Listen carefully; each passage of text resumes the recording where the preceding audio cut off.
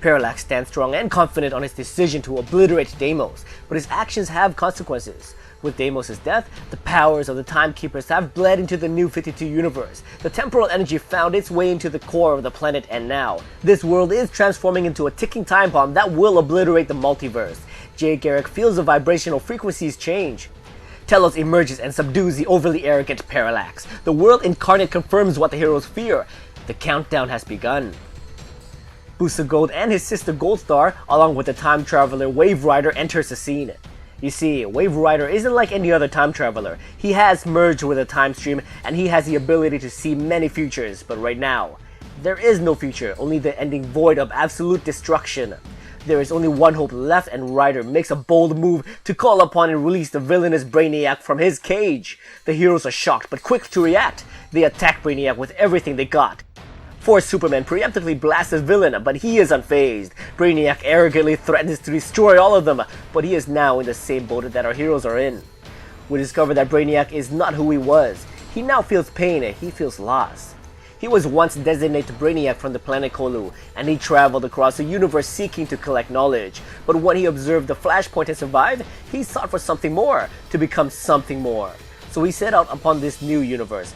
His travels took him beyond the source wall. He saw other Brainiacs. He saw himself, and those reading him, even those staring back at him. He re-emerged with his new body before us. And now, this tyrannical maniac pleads for help. Hundreds of miles above the planet, Superman and Supergirl has sent everyone home to their families. The Red Lanterns have returned home because even they have families who they love. Supergirl wonders if this is the end, in which case her cousin says that they need hope. Hope that whoever is fighting the good fight down there wins. Meanwhile, back on the planet of Telos, Brainiac has taken the powers from Telos and begun to channel the temporal energy of the planet to return our heroes back to their proper universe. But something is wrong. The first crisis is too strong and could cause the realities to collapse into one. But luckily, there is one thing that can be done.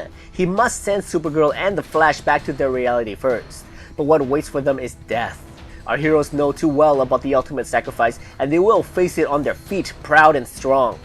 But before they go at it alone, Parallax wants a shot at redemption and joins the pair in the fight for their lives. Superman is not the type to let his friends go at it alone, and thus the Man of Steel, along with his boy and wife, joins our heroes in the saving the multiverse.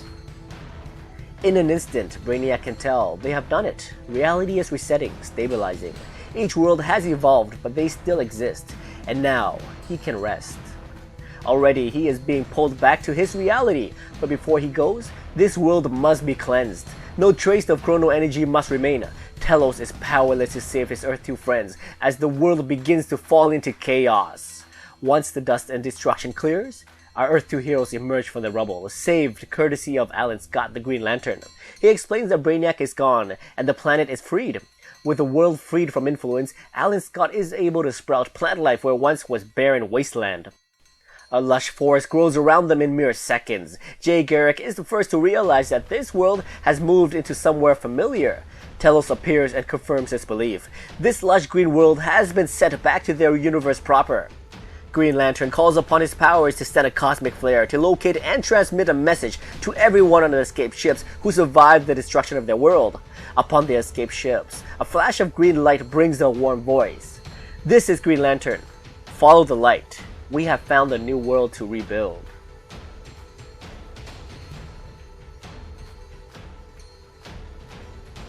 What's going on, guys? Welcome to Comic Island. My name is Joey, and oh my god, it's finally over. Now, for those who enjoyed this event, I want to warn you ahead of time. This conclusion to Convergence was very anticlimactic, and I have a ton of more negative things to say about it than positive things. So without further ado, let's get into sharing my thoughts on why I suggest we never talk about Convergence ever again. So this entire event focuses specifically on the Earth 2 heroes. Well, what if you don't read Earth 2? What if you, like the majority of DC fans, follow some members of the Justice League like the Flash, Green Lantern, Superman, Batman, and Wonder Woman? Well, we only see New 52 Superman in this as a spectator. Yep, that's it. Batman, Cyborg, and Wonder Woman had a small cameo that one time, and well, that was it. So if you love the Earth 2 series, then this would be it for you, but I never read Earth 2, so I'm honestly not invested enough to care. But of course, me and Arden had plans to cover this entire event, so here we are in issue 8. If I was a casual comic book reader, I would probably pick up issue 1, and then maybe issue 2. and then I would probably donate both issues to my local charity. And finally, I would wait a year to read the notes on Wikipedia to find out what happens. That would be it, and that's my honest opinion on this entire series. So because I'm a fan of storytelling at heart, let's get into what rubbed me the wrong way. There are way too many characters in this issue. This leads me to believe that only fans that are well educated in the DCU can appreciate it. For instance, who is Wave Rider? I'm not very well educated in the DCU, so I had to Google him to find out who he is. There's also so many heroes that deserve better art, but with so many unique costume designs, it felt like the artist got lazy and rushed everyone's drawing. Take a look at this page. In most every single comic, I find that there will always be a page dedicated to an art done so well, it deserves to be on a picture frame and hung in some collector's wall. Now this would be the one image for this comic book, which depicts the heroic shot for most of the heroes and the main stars, the Earth 2 heroes, in the center spotlight. I'm gonna give you guys a few seconds to analyze this page. Yep. And by the way, who are these guys in the corner picture? I feel like it's supposed to mean something to the more well-versed DC fan. If that is the case, then you, good sir, have just left us casual comic book readers feel very left out. It's like the same feeling I got in high school when I was last to be chosen in every single sport. Wait, that's a bit too personal. Wave Rider, let's go back in time and erase their memory. Alrighty guys, so now that we have forgotten the last bit, let's end it on a good note, and I'll go through what I did like about this comic. Wait, I lied. I don't think I like anything about this comic book. If I was invested enough, I could probably find things to enjoy. But then I was not lured in at all, so I gotta give my honest opinion. Oh, by the way, one final thing I want to bring up. So Brainiac conveniently comes back and takes the time traveler's temporal energy and sends all the heroes back to their timeline and conveniently fixes the problem, and now the other realities are restored?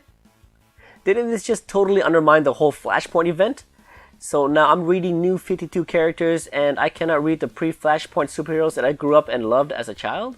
Sorry DC, I think Marvel's Secret Wars is calling me. I gotta go. Alrighty guys, thank you so much for watching my review of Convergence issue 8.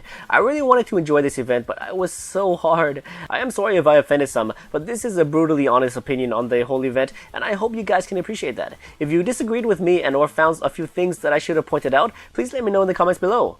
And of course, share your thoughts if you agree with me. Thank you so much for watching, and as always, if you enjoyed this video, please like, subscribe, and I'll see you next time in Marvel's Secret Wars. Yay!